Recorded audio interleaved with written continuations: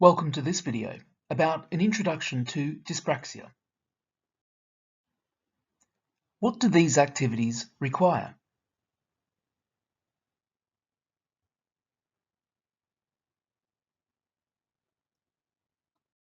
Motor skills. Learning to move is important for children and a significant development. It enables children to make their own choices and learn about their world.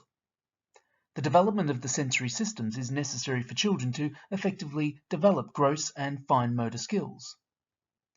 Fine motor skills involve the use of the smaller muscles of the hands, commonly in activities like using pencils and pens, scissors, construction activities, doing up buttons, and using cutlery. Movements using fine motor skills need to be more controlled and precise. Gross motor skills refer to the controlling of large body movements that involve large muscle groups, including core stability and posture, for example, pushing, pulling, rolling, crawling, walking, and sitting still.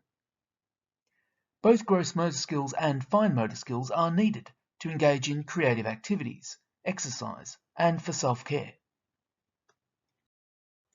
What is dyspraxia? Developmental coordination disorder, DCD, also commonly known as dyspraxia in the UK, is a medically diagnosed disorder affecting fine or gross motor coordination, alongside difficulties in spatial awareness. Within education, this is a type of specific learning difficulty, SPLD. The condition affects around 5% of the population, with a ratio of 2 boys to every 1 girl. The range of intellectual ability is in line with the general population. DCD is distinct from other motor disorders, such as cerebral palsy.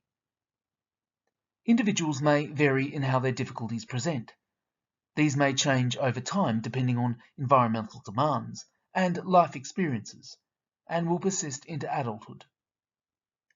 Coordination difficulties will affect functioning of everyday life skills. The pupil may present with difficulties with self-care, writing, typing, riding a bike, and play, for example. Difficulties that may be noticed in school. Difficulties with coordination. Their movements appear awkward, including when walking, running, jumping, hopping, etc. Clumsy. Bumps into objects, furniture, people, knocks items over, easily trips and falls over. Messy and/or slow handwriting with poor pencil and pen grip, and writing may be obviously laborious. Hand becomes easily tired. Difficulty with using scissors and other routine equipment. Difficulty with dressing and undressing for PE, including tying shoelaces, tie, buttons, etc. Difficulty keeping to their own space. Work spreads out. Difficulties organising their own belongings, for example their tray, school bag and equipment. Difficulty sitting still. They may wander around the classroom or move around on their seat, fidgeting, etc. Difficulties with some games, especially team games and bat and ball games. Seems to find it hard to listen, think and do all at the same time. Difficulty copying from the board. Poor understanding of spatial concepts, such as in, on, and in front of. A difficulty measuring in maths, science, and technology lessons. And sensitive to external stimulation from light, sound, and heat intensity. What parents and carers might tell you. A parent or carer might tell you that their child was late to reach motor milestones, including sitting, crawling, walking and speaking. At home and in the community, their child might have difficulty with using cutlery to cut their food. They might find it difficult to ride a bicycle. They might lack a sense of danger, for example, walking towards a busy road.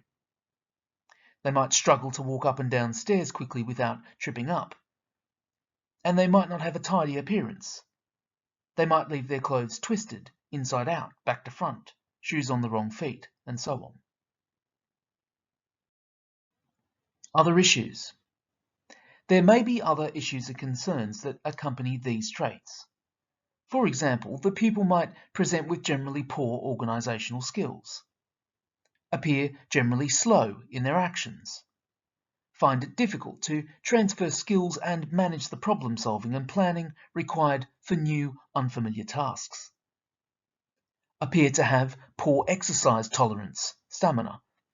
They might tire easily and require longer periods of rest, struggle to follow instructions and appear to be forgetful, not concentrate for long periods, possibly reacting to all stimuli with discrimination and therefore easily distracted, experience difficulties with making and sustaining friendships with peers, with some features of pragmatic language difficulties, the literal use of language, and difficulties with understanding how to behave in social groups.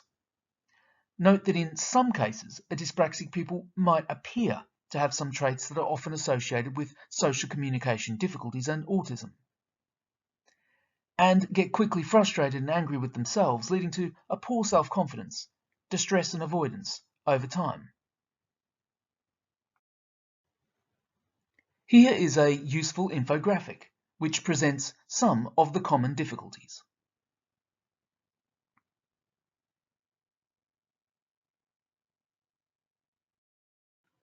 Collecting initial evidence.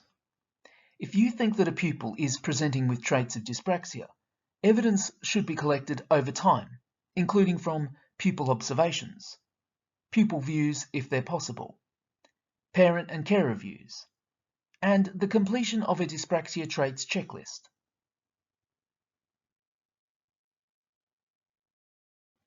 High-quality teaching, part of routine lessons.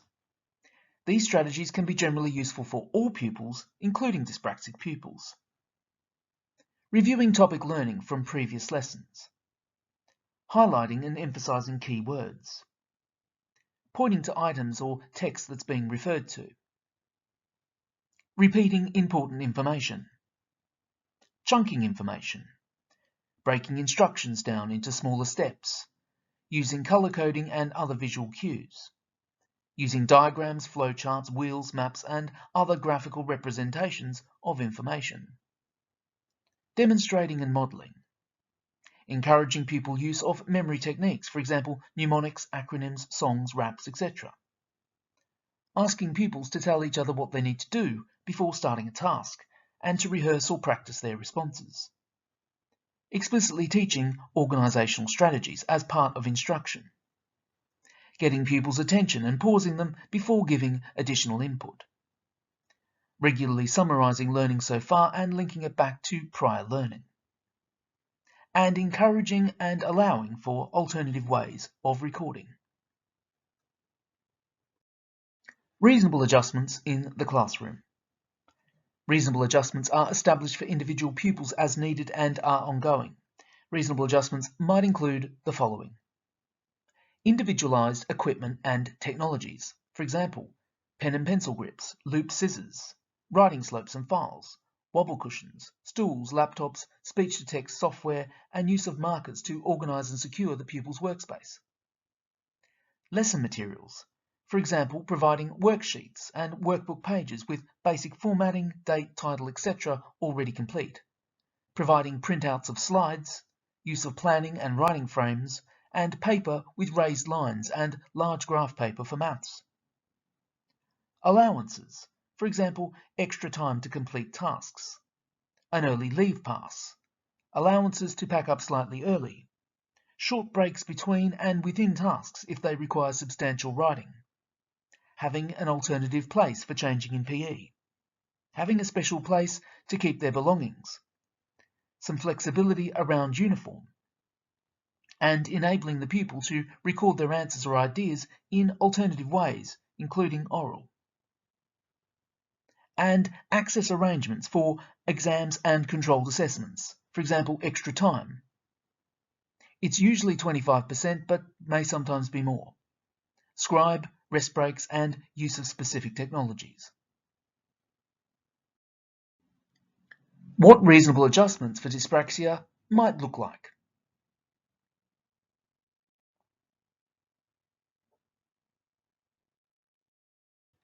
Adaptive high-quality teaching strategies. Adaptive strategies are additional inputs provided by the teacher or TA to supplement reasonable adjustments for the pupil. This includes providing instructions about how to use equipment and materials where necessary, using hand-over-hand methods to demonstrate how to handle equipment, or asking a peer to help demonstrate and guide, encouraging the pupil to verbalise their plans for movement if this applies to the subject, helping the pupil to break tasks down into smaller steps, partnering with a pupil to undertake paired activities, marking work with the pupil in class, asking the pupil to talk about their responses rather than checking through reading, providing worked examples, and praising the pupil for content and effort. What activities might be included in interventions?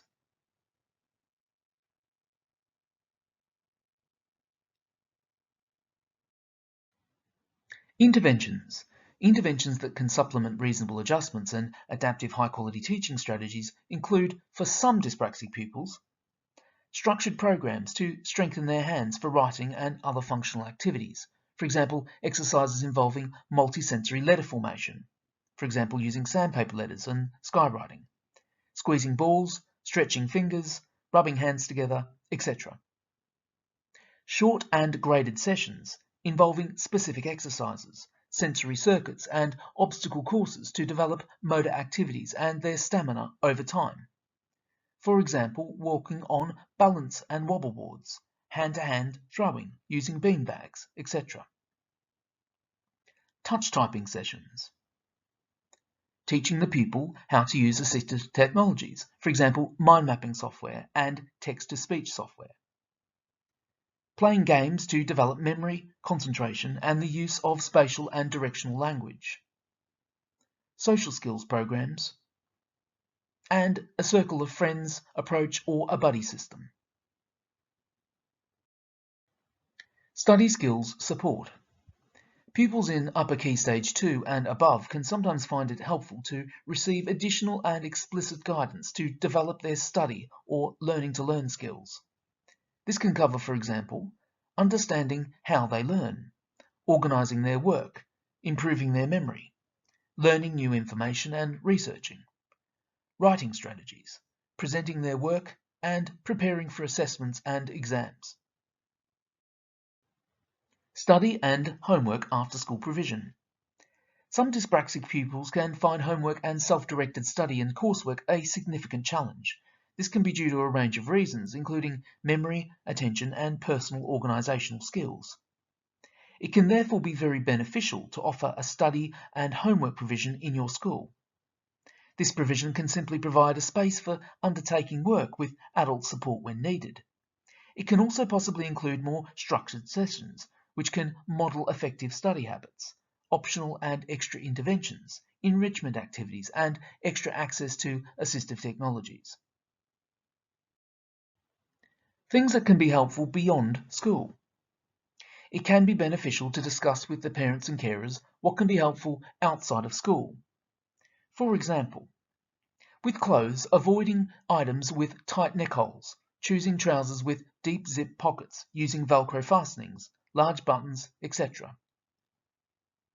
When teaching their child how to dress, taking them through the complete process, gradually increasing the number of stages that they complete alone by starting with the last stages. This is called backward chaining.